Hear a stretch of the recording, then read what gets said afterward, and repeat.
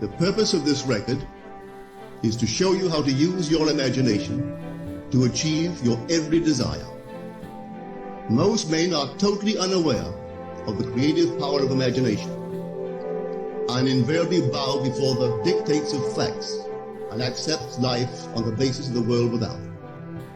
But when you discover this creative power within yourself, you will boldly assert the supremacy of imagination and put all things in subjection to it. When the man speaks of God in man, he's totally unaware that this power called God in man is man's imagination. This is the creative power in man. There is nothing under heaven that is not plastic as potter's clay to the touch of the shaping spirit of imagination. Once a man said to me, Neville, I love to listen to you talk about imagination. And as I do so, I invariably touch the chair with my fingers and push my feet into the rug, just to keep my sense of the reality and the profundity of things. Well, undoubtedly he is still touching the chair with his fingers and pushing his feet into the rug. But now let me tell you another one who didn't touch with her fingers and didn't push that foot of hers onto the board of the streetcar. It's the story of a young girl, just turned 17. It was Christmas Eve, and she sad of heart. For that year, she had lost her father in an accident, and she's returning home to what seemed to be an empty house. She was untrained to do anything, so got herself a job as a waitress. This night is quite late, Christmas Eve. It's raining. The car is full of laughing boys and girls home for their Christmas vacation. And she couldn't conceal the tears. Luckily for her, as I said, it was raining. So she stuck her face into the heavens to mingle her tears with the rain. And then holding the rail of the streetcar, this is what she did. She said, this is not rain, but this is spray from the ocean. And this is not the salt of tears that I taste, but this is the salt of the sea in the wind. And this is not San Diego. This is a ship. Now I'm coming into the Bay of Samoa. And there she felt the reality of all that she had imagined. Then came the end of the journey, and all are out. 10 days later, this girl received a letter from a firm in Chicago saying that her aunt, several years before, when she sailed for Europe, deposited with them $3,000 with instructions that if she did not return to America, this money should be paid to her niece. They had just received information of the aunt's death and were now acting upon her instructions. 1 month later, this girl sailed for Samoa. As she came into the bay, it was late that night, and there was salt of the sea in the wind. It wasn't raining, but there was spray in the air, and she actually felt what she felt 1 month before, only this time she had realized her objective. Now this whole record is technical. I want to show you today how to put your wonderful imagination right into the feeling of your wish fulfilled, and let it remain there and fall asleep in that state. And I promise you from my own experience, you will realize the state in which you sleep if you could actually feel yourself right into the situation of your fulfilled desire and continue therein until you fall asleep. As you feel yourself right into it, remain in it until you give it all the tones of reality, until you give it all the sensory vividness of reality. As you do it, in that state, quietly fall into sleep. And in a way you will never know, you could never consciously devise the means that would be employed, you will find yourself moving across a series of events, leading you towards the objective realization of this state. Now here is a practical technique. The first thing you do, you must know exactly what you want in this world. When you know exactly what you want, make as lifelike a representation as possible of what you would see and what you would touch and what you would do and physically moving in such a state. For example, suppose I wanted a home, but I had no money, but I still know what I want. without taking anything into consideration, I would make as lifelike a representation of the home that I would like, with all the things in it that I would want. And then, this night, as I would go to bed, I would, in a state, a drowsy, sleepy state, the state that borders upon sleep, I would imagine that I am actually in such a house, that were I to step off the bed, I would step upon the floor of that house. Were I to leave this room, I would enter the room that is adjacent to my imagined room in that house. And while I am touching the furniture and feeling it to be solidly real, and while I am moving from one room to the other in my imaginary house, I would go sound asleep in that state. And I know that in a way I could not consciously devise, I would realize my house. I have seen it work time and time again. If I wanted promotion in my business, I would ask myself what additional responsibility would be mine were I to be given this great promotion. What would I do? What would I say? What would I see? How would I act? And then in my imagination, I would begin to see and touch and do and act as I would outwardly see and touch and act were I in that position. If I now desired the mate of my life, were I now in search of some wonderful girl or some wonderful man, what would I actually find myself doing that would imply that I have found my state? For instance, suppose now I was a lady. One thing I would definitely do, I would wear a wedding ring. I would take my imaginary hands and I would feel the ring that I would imagine to be there. And I would keep on feeling it until it seemed to me to be solidly real. I would give it all the sensory vividness I am capable of giving anything. And while I am feeling my imaginary ring, which implies I am married, I would sleep. This story is told us in the Song of Songs, or the Song of Solomon. It is said, at night on my bed, I sought him whom my soul loved. I found him whom my soul loved, and I would not let him go until I brought him into my mother's house, right into the chamber of her that conceived. If I would take that beautiful poem and put it into modern English, into practical language, it would be this. While sitting in my chair, I would feel myself right into the situation of my fulfilled desire. And having felt myself into that state, I would not let it go. I would keep that mood alive, and in that mood, I would sleep. That is, take it right into my mother's chamber, into the chamber of her that conceived. You know, people are totally unaware of this fantastic power of the imagination. But when man begins to discover this power within him, he never plays the part that he formerly played. He doesn't turn back and become just the reflective one. From here on in, he is the affective one. The secret of it is to center your imagination in the feeling of the wish fulfilled and remain there. For in our capacity to live in the feeling of the wish fulfilled lies our capacity to live the more abundant life. Most of us are afraid to imagine ourselves as important and noble individuals, secure in our contribution to the world, just because at the very moment we start our assumption, reason and our senses deny the truth of our assumption. We seem to be in the grip of an unconscious urge, which makes us cling desperately to the world of familiar things and resist all that threatens to tear us away from our familiar and seemingly safe morals. But I appeal to you to try it. If you try it, you will discover this great wisdom of the ancients, for they told it to us in their own strange, wonderful, symbolical form.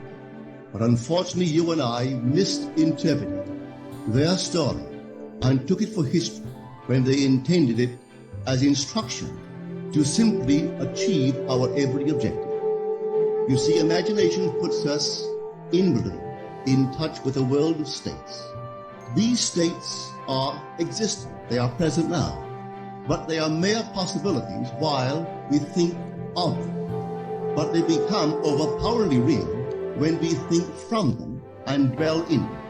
You know, there's a wide difference between thinking of what you want in this world and thinking from what you want. Let me tell you, when I first heard of the strange and wonderful power of the imagination, it was in 1933 in New York City. An old friend of mine taught it to me. He turned to the 14th of John, and this is what he read. In my Father's house are many mansions. If it were not so, I would have told you. I go to prepare a place for you. And if I go and prepare a place for you, I will come again and receive you unto myself, that where I am, there ye may be also. He explained to me that this central character of the gospel was human imagination. That mansion was not a place in some heavenly house, but simply my desire. If I would make a living representation of the state desire, and then enter that state and abide in that state, I would realize. At the time, I wanted to make a trip to the island of Barbados in the West Indies, but I had no money. He explained to me, if I would that night, as I slept in New York City, assume that I was sleeping in my earthly father's house in Barbados, and go sound asleep in that state, that I would realize my trip. Well, I took him at his word and tried. For 1 month, night after night, as I fell asleep, I assumed I was sleeping in my father's home in Barbados. At the end of my month, an invitation from my family came, inviting me to spend the winter in Barbados. I sailed for Barbados the early part of December of that year. From then on, I knew I had found this Savior in myself. The old man told me that it would never fail. Even after it happened, I could hardly believe that it would not have happened anyway.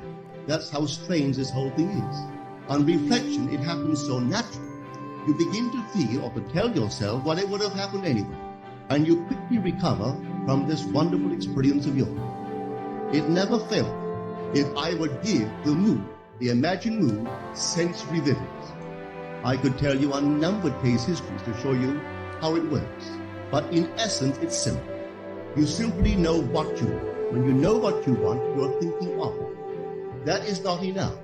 You must now begin to think from it. Well, how could I think from it? I am sitting here, and I desire to be elsewhere. How could I, while sitting here physically, put myself in imagination at a point in space removed from this room and make that real to me? Quite easily. My imagination puts me in touch inwardly with that state. I imagine that I am actually where I desire to be. Now, can I tell that I am there? There is only one way to prove that I am there. For what a man sees when he describes his world is as he describes it relative to himself. So what the world looks like depends entirely upon where I stand when I make my observation. So if, as I describe my world, it is related to that point in space I imagine that I am occupying, then I must be there. I am not there physically, no, but I am there in my imagination. And my imagination is my real self. And where I go in imagination and make it real, there I shall go in the flesh also. When in that state I fall asleep, it is done. I have never seen it fail. So this is the simple technique on how to use your imagination to realize your every objective. Here is a very healthy and productive exercise for the imagination. Something that you should do daily. Daily relive the day as you wish you had lived, revising the scenes to make them conform to your ideas. For instance, suppose today's mail brought disappointing news. Revise the letter. Mentally rewrite it and make it conform to the news you wish you had received. Or suppose you didn't get the letter you wish you had received. Write yourself the letter and imagine that you received such a letter. Let me tell you a story that took place in New York not very long ago. In my audience sat this lady who had heard me on numberless times. I was telling the story of revision. man not knowing the power of imagination, he goes to sleep at the end of his day, tired and exhausted, accepting as final all the events of the day. And I was trying to show that man should, at that moment, before he sleeps, he should rewrite the entire day and make it conform to the day he wished he had experienced. Here is the way a lady wisely used this law of revision. It appears that 2 years ago, she was ordered out of her daughter-in-law's home. For 2 years, there was no correspondence. She had sent her grandson at least 24 presents in that interval, but not one was ever acknowledged. Having heard the story of revision, this is what she did. As she retired at night, she mentally constructed 2 letters. One she imagined coming from her grandson, and the other from her daughter-in-law. In these letters they expressed deep affection for her, and wondered why she had not called to see them.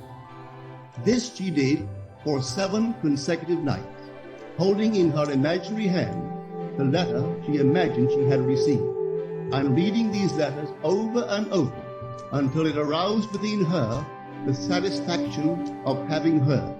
Then she slept. On the 8th day, she received a letter from her daughter-in-law. On the inside there were 2 letters, one from her grandson and one from the daughter-in-law.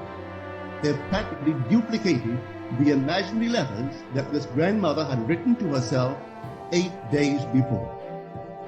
This art of revision can be used in any department of your life. Take the matter of health. Suppose you were ill. Bring before your mind's eye the image of a friend.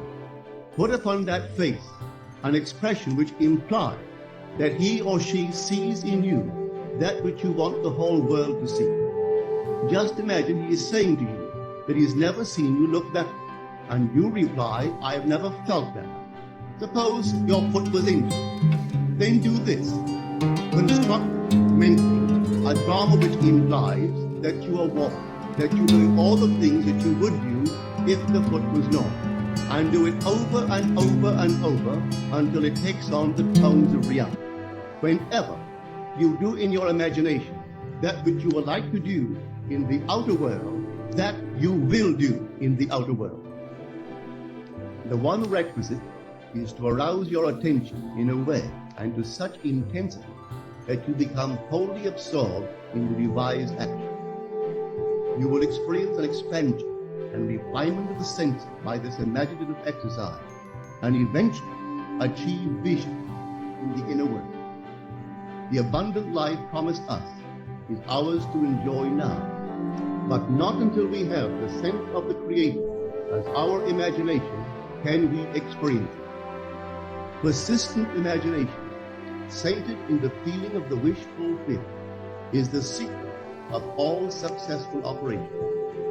This alone is the means of fulfilling the intention.